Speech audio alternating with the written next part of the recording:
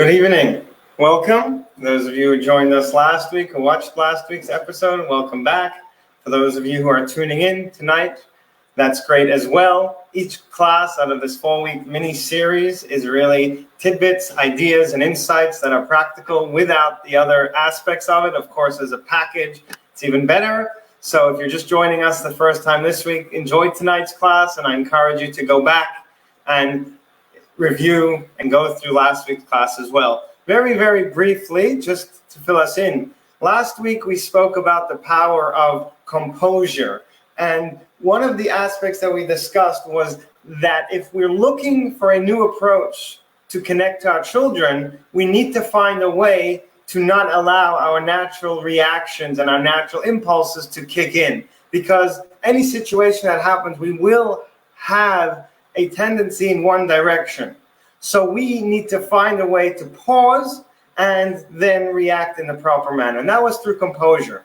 And I encourage you to think about things, situations, elements in your life, moments of the day that bring about a certain element of stress that maybe make you feel worked up inside and get you ticked off. And to think about long and hard, because by noticing them, by pointing them out, and by being consciously aware of them, we can improve them. And we also discussed this idea of taking a moment to compose ourselves and to try to take a deep breath and figure out a solution to see where and how we can respond in a better manner. So that all comes with composure. Tonight, we're going to go back a little bit. Composure really is at the moment of the conflict, the moment where you're giving an instruction, any part during the day. But tonight's class actually takes us a step back. And it's entitled One Step Ahead, because tonight we're taking it so on a different level, to a different plane, by saying that not only are you composed during the incident itself, but we're so thought out to the best of our abilities that we're going to try to be a step ahead and predict as much as we possibly can that which is to come. And there are 3 goals that I hope to share with you tonight. The first is the educational aspect of it, what it is we're teaching our child by practicing predictability. Number 2, what we can do to improve situations that tend to bring up stress. And number 3, how we can use predictability to put a stop to conflicts and power struggles at the moment of an instruction when we're trying, or we need our children to move on to the next part of the schedule, the next part of their day. That's tonight's goals. So the first thing we need to do is understand what is the value of predictability. And there are 3 things. There's the value of it, why it's necessary, what is the goal of it, and of course, as I told you, I always want it to be practical. So how to? What can I do in my life, starting from tonight, starting from tomorrow, the moment you finish watching this video, to figure out how I can implement it in my life? So what is predictability? So it's always good to look into scripture, to holy texts, to find out where do we see such an idea in our holy Torah. And right here, we are standing at the threshold of the holiday of Shavuot when God gave us the Torah. And if you think about it, the past 49 days have all been about predictability. Even more so the past 3 days, the past 2 days and the one we're coming into, Thursday going into Shavuot, are all about predictability. Why? Because when the Jewish people came out of Egypt, they knew they're getting the Torah, but they didn't know much about it. And God promises the Jewish people, I'm taking you out and I'm going to give you the Torah on Mount Sinai. So they're waiting for that. But Moses tells them, wait a minute, take a step back. We have to prepare ourselves. So for 49 days, they are working on themselves to receive that godly revelation, the most tremendous vision of godliness that the world has ever seen.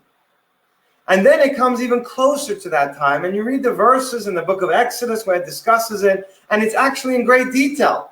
Moses is conveying the message of God to the Jewish people. Now is the time to prepare yourselves, put a fence around the mountain, wash your clothing, each and every detail. And it's repeated over, and the Jewish people have to respond, acknowledging that they understand what they have to do, and they understand the task and what lays ahead of them as well.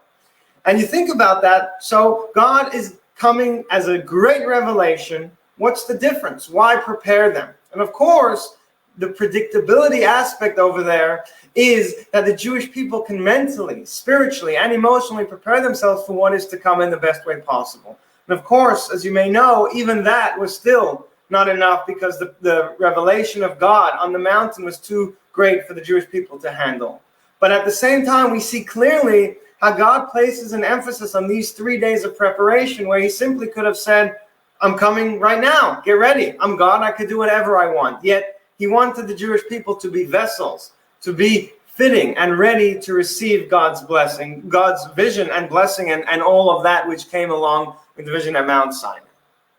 So when it comes to parenting as well, I like to think about it as, what benefit can I give to my child? And by that means to me as well, because when my child is flourishing and nourished in a healthy way, then I'm parenting properly. So it's a very beneficial element for me. So what does predictability do for my child?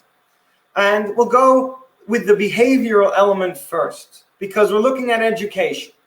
As we said last week, regardless of if you get your child to listen to you, you get him to do what you want, you get your daughter to follow the directions, you're also teaching them.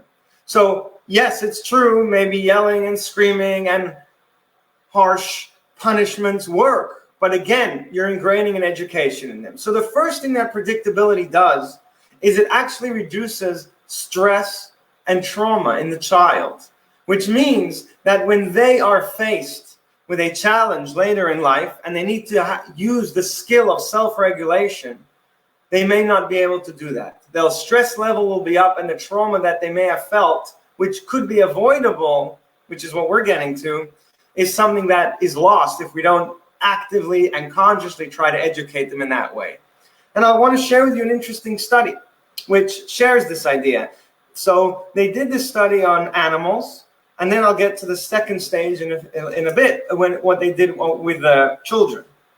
So what they did was they wanted to see how a mother would react, mother cow, monkey, whatever the animals they use, different ones, how the mother would react if she has never actually seen her child, her calf, her baby.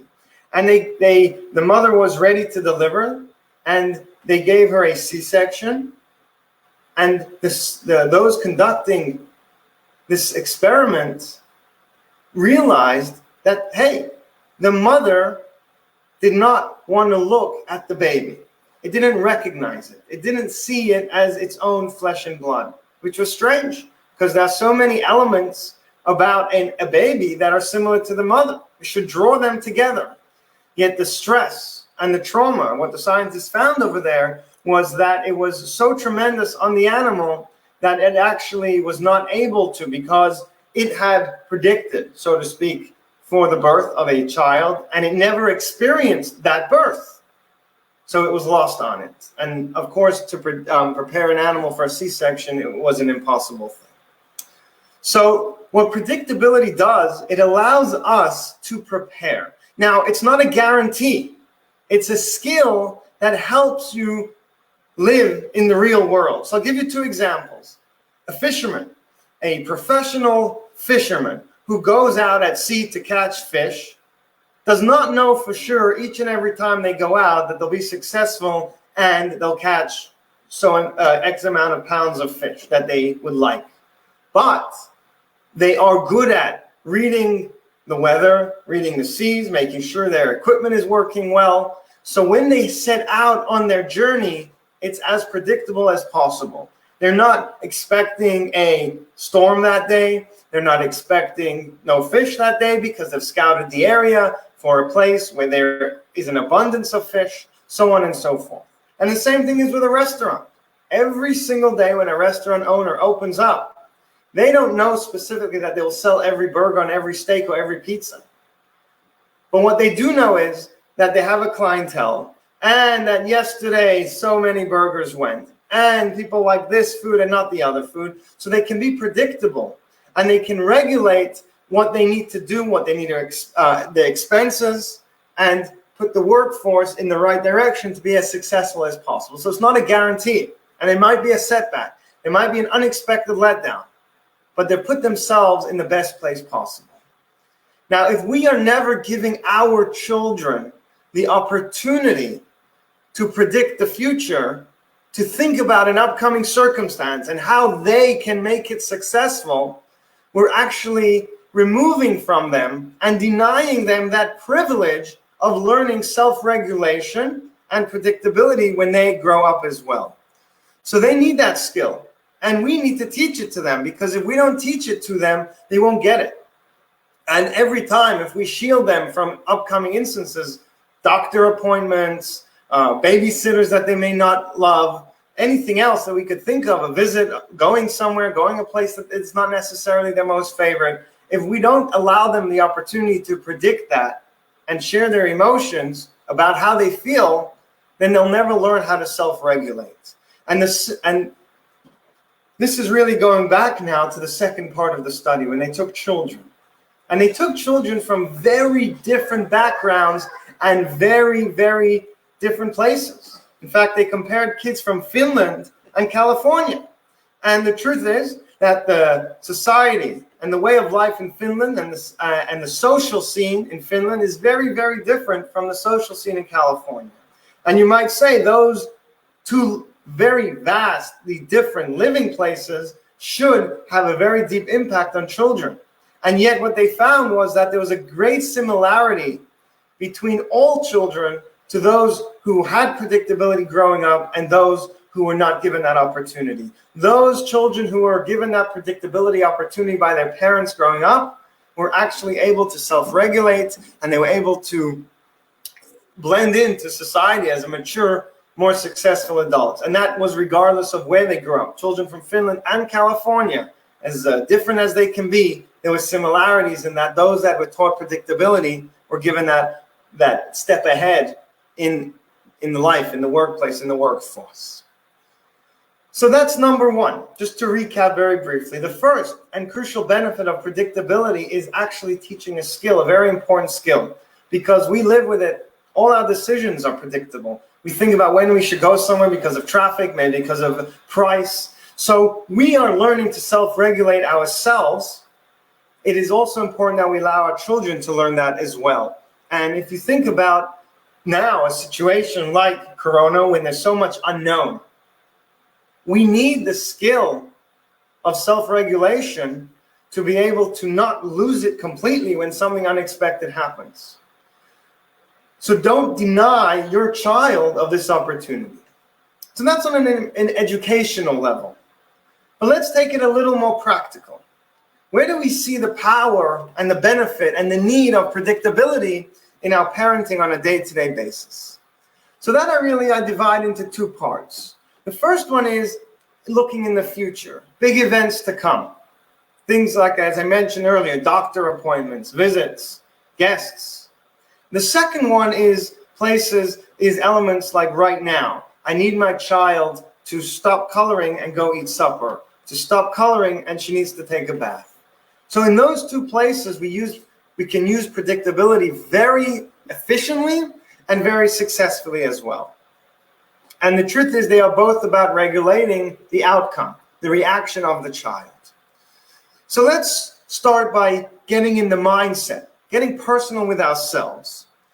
The first thing is, let me ask you all a question. Think about this. Do you ever feel frustrated when you find out that your flight was canceled? Of course, it's very frustrating. That brings up a lot of stress, emotion when you're expecting to be somewhere tonight and you can't get there. How about a doctor's visit? A doctor's visit and you just don't like a blood test and you know you have to do it. Or a visit by a family member that is hard for you to have around. How do you feel about those instances? So you ask yourself, what would I prefer? Would I prefer to know in advance about these upcoming events, or would I prefer not to? Now, as adults, we have learned and trained ourselves how to react to situations. So maybe you're thinking, no, I'd rather not know in advance because I'll just deal with it on the fly as they come. But children don't have those skills yet. So when they have something upcoming that's big and scary and unknown, it has a larger and greater impact on them in the negative sense. So let's ask ourselves the question. Your child needs to go for a flu shot, and you know it's going to be quite an adventure. They're going to scream and yell. Your son or your daughter is not going to be thrilled when they find out that in a week's time they have a doctor's appointment. So you have a decision to make. Do I tell them that in a week we're going to the doctor? Or do I just say, on the day of the appointment, come, let's go in the car, we're going to go around for a drive, and then suddenly we arrive at the doctor's parking lot. It takes them 30 seconds to recognize it. The tears start coming, but it's too late. You're there. You grab them, put them in the chair. They get the shot. You put a lollipop in their mouth, and you go back home. Is there anything wrong with that? Truth is, it was successful. You got the shot, and you saved yourself a week of tears. Because let's play the other scenario.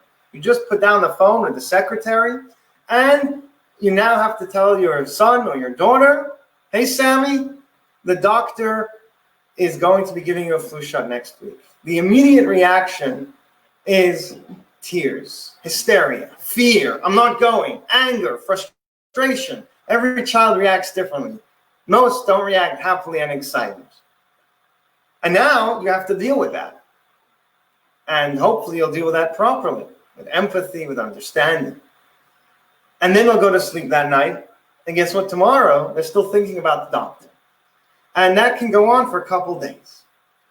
And by the time you come to the doctor, you've been exhausted from a week-long effort of trying to just get this fact that the doctor's going to be giving you a flu shot.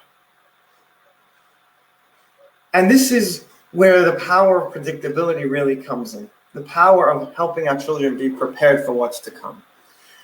Because the tendency to just not say anything, to ignore it, to just shut it out as if it doesn't exist till the time comes across as an element of control.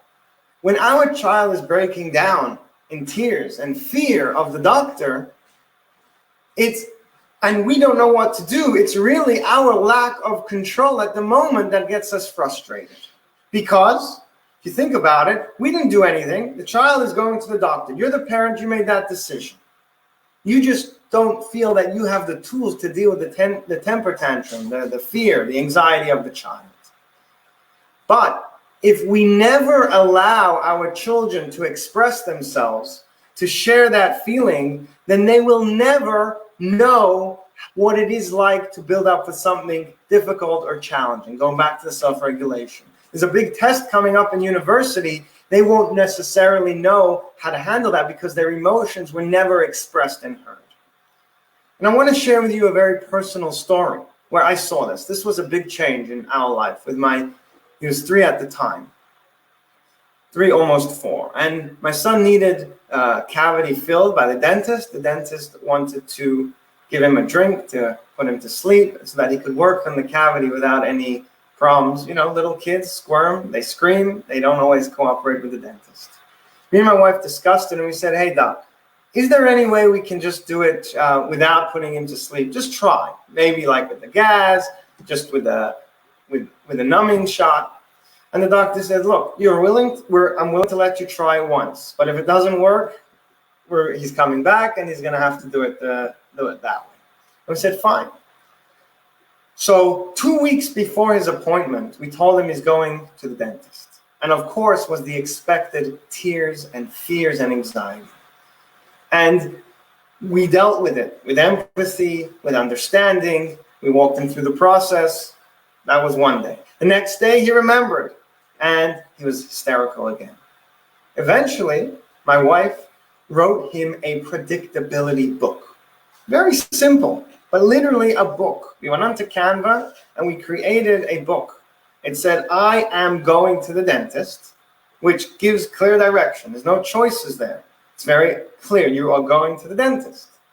And she put a picture of the actual dentist, not just a cute cartoon dentist, but the dentist and the chair and the picture of the office, and walked him through the process. You're going to come in, you're going to wait. You're going to put on a chair. The doctor's going to check you. You're going to open your mouth. He's going to give you a prize at the end. You're going to be happy when you're feeling better, and you can do this.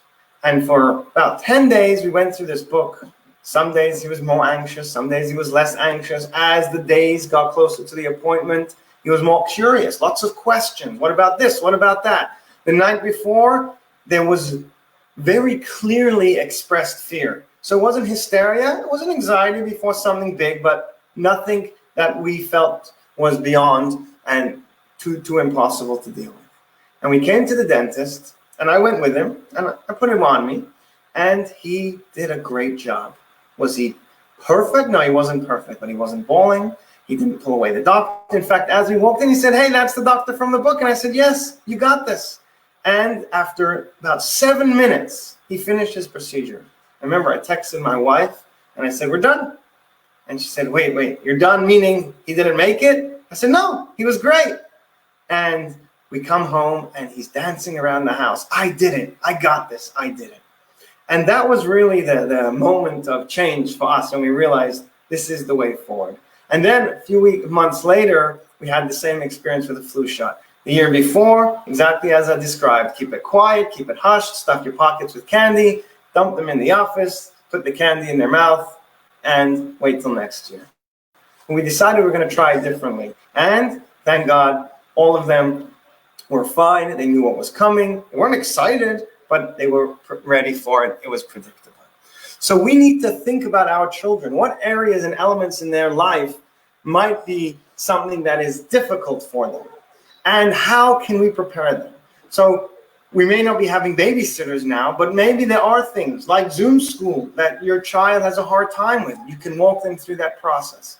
Or a doctor's visit is a pretty common one as well. So I hope that's all really, really clear, and I hope you're starting to understand how powerful the tool of predictability is. Let's move on to day-to-day matters, which come up much more often, and now that we're all home so much with each other, we need to find solutions for day-to-day matters. So here's where I find it very, very important. What I call the don't pull the plug syndrome, which means like this. If you're ever in the middle of a good video, and suddenly somebody pulls the plug and says, "Sorry, I need the laptop." Or you're reading a book and someone snaps it out of your hand and says, "Sorry, I was in the middle of it, give it to me." Or the power shuts out. Or the plumber from the township comes along and wants to fix the water, so they turned off all the water around, and you're just ready to get a shower. It's annoying. It's very frustrating.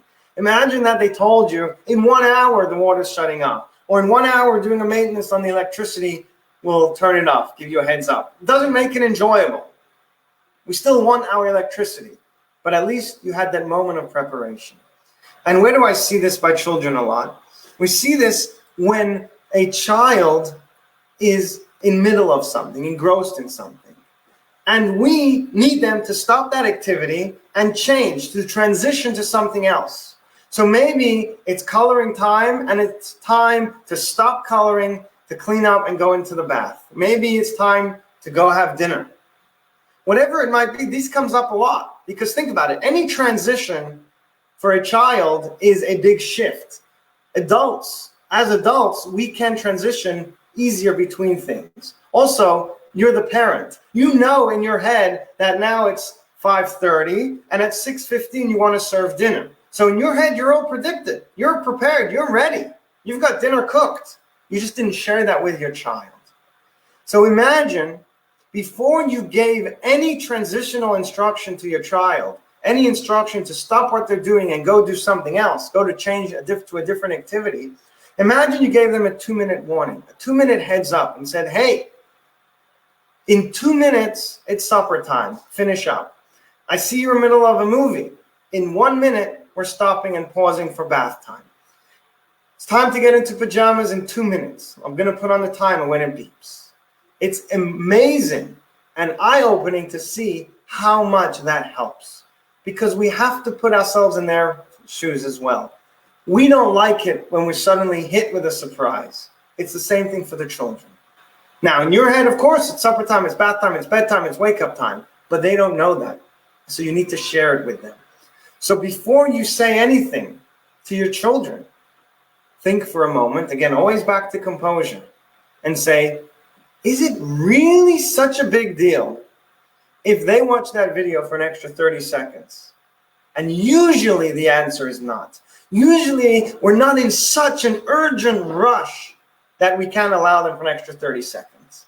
It's just a natural reaction that we have, that the minute we're ready, the kid has to be ready and has to cooperate instantly. And if they don't, they're uncooperative, ungrateful, and so on and so forth.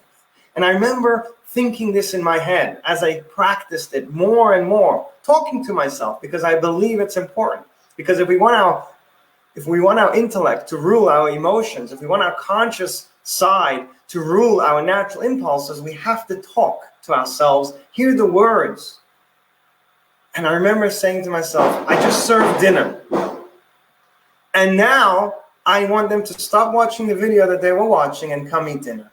And I remember having this thought process. And I turned to my wife and said, hey, I'm going to give them 30 seconds because it makes no difference. The only difference it makes is that I feel in control, that I could say stop now and they have to stop right now. That's not what it's about. I'm not looking to control them. As we said, we're looking for love, harmony, peace, connection with our children. So try it. It's amazing what 30 seconds, 2 minutes could do. Finish the chapter, finish the book. Usually it doesn't make a difference. And here's another secret I'll tell you. When it does make a difference, when your time is so critical, you usually knew about it in advance. And then I encourage you to go back to predictability step 1, which is remind the children. So if you're in a major rush to go somewhere or to do something or to use the computer, then you need to be composed and you need to be a step ahead so that you can be successful and have the child in the place where they need to be, where he or she needs to be at the right time. And I'll give you, I'd like to share with you a couple examples of it where we can use this very, very practically. So I just told you about bath time videos. Here's another angle we could take. So the other night, my wife made salmon and mashed potatoes for dinner, which is not my oldest son's favorite. Sometimes he gets his favorites. He likes pasta and cheese, he likes schnitzel, but he likes matzo ball soup, but he doesn't love salmon and potatoes. And I knew that supper time was often an area of great conflict for my children. So I pulled him aside and I said, listen here, in about 5 minutes, we're having supper. Supper tonight is salmon and potatoes. What can we do to make you successful with your salmon and potatoes? And we discussed it. And we said, we're going to try it. We're going to taste it. We're going to have a couple of spoonfuls. And when we came to supper, there wasn't the usual tantrum. And especially when they're hungry, there wasn't that usual anxiety of, I'm starving and I don't like dinner. And he sat and ate it. Did he love it? No. But there was no fuss. Because he knew what was coming. He wasn't at the dinner table and in front of him was a plate of food that he just didn't really appreciate.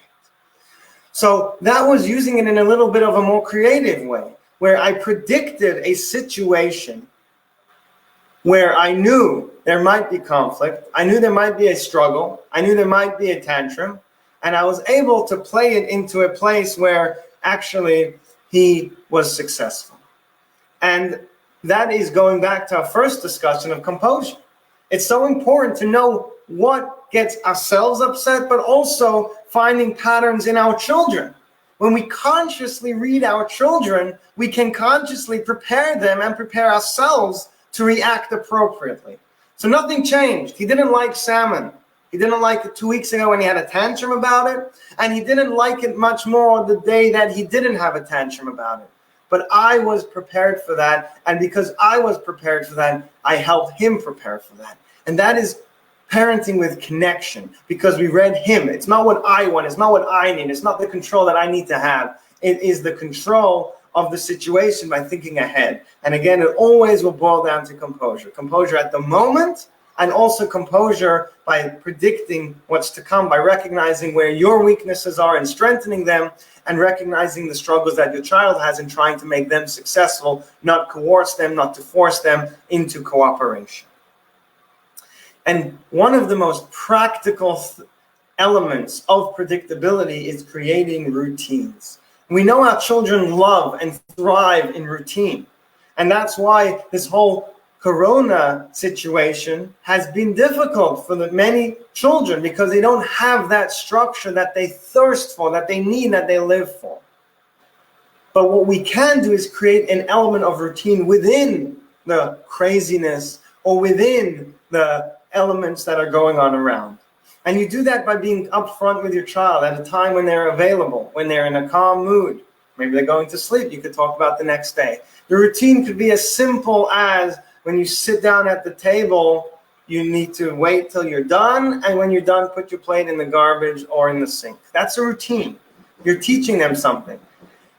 Could be bedtime routine. It could be waking up routine. It could be any type of routine. The more routines that you have in place, not rules, just routines, the way it's done in this house. The more routines you have, then the more predictable their life is for themselves. And then there's less opportunity for confusion and for tantrums, because they know what is to come. Now, that also will help, go looking towards the next week's classes, is this also helps when we're holding our children accountable. When they know what was expected of them, then it also helps when we're holding them accountable, because it's not a surprise. They knew this is what they had to do in order to go on their bike. They knew they had to clean up their room because that's routine. So it's no surprise that you're saying don't bike until you clean up, and we'll get to all that in a later stage. So we're looking for the practical outcomes of tonight. Number one is think about moments which tend to flare up into a struggle and see if you can be a step ahead of it. The small things, the dinners, the bath. Also, see if you can implement some healthy routines into your day so that your child knows what's to come, and therefore you know what is coming, and you can together be successful and connect in a healthy and thriving environment. And I would add as well that by creating these routines, there's less opportunity for surprise. Now, let's be honest over here. Predictability isn't all, it's not going to protect them from everything in life. There are going to be surprises, and there's nothing you could do about it. There's going to be situations which come up where you're going to have to implement other tools, and God willing, we'll discuss those in weeks to come, when I couldn't predict, or I didn't predict, I didn't expect it. What can I do at the moment? So it's not like this is a magic pill, all your problems are solved, but it will reduce a tremendous amount of stress on your end and pressure on your end by just being one step ahead about big things and even small, minute things as well. The power of it is tremendous, and there's just so many personal stories I wish I could share with you. We're running out of time, but it's just powerful, and you'll see it. You'll see it as you try, and as I said last week, it's not all or nothing. Try it once, you'll see it's successful. May not work, you may not do it the next time, or may not have worked exactly the next time. That's fine. Don't give up. Keep trying. And if you want to share your questions and your comments, I'd love to hear them. I'd love to hear your personal areas of challenge, and we can strategize together, because that's what it's all about. We all love our children. We all want to connect with them, and we can be successful in doing that as well. Now, this doesn't mean we can never have surprises. This doesn't mean you can never have a fun opportunity, a visit that they didn't expect. But within a framework of routine and predictability, okay, so it's a surprise birthday party, it's a surprise dinner, having takeouts, there's so many opportunities for surprises within a healthy environment where we know the child will not be stressed. But if we know our children can't handle a certain situation, then who are we to throw that surprise on them in the hope that we'll control them into living it properly? Don't do it. Find surprises which are fun, which are light, which are not intense, and you can use the opportunity of surprises over there as well. So just to summarize, we went to 3 powerful elements and benefits of predictability. Number 1, it's teaching them a valuable life skill, a proven life skill of self-regulation, where they're able to share their feeling about an unknown situation or an upcoming situation, and then they're able to learn how to regulate themselves into making it successful. Number 2 so that's the educational aspect. The second aspect is preparing them for big changes or for big events that are not every day, doctor visits and babysitters, whatever else might be. And finally, how to use predictability in everyday situations, small or big. And I wish you all a good night, much success, and a Chag Sameach, happy and safe Shavuot.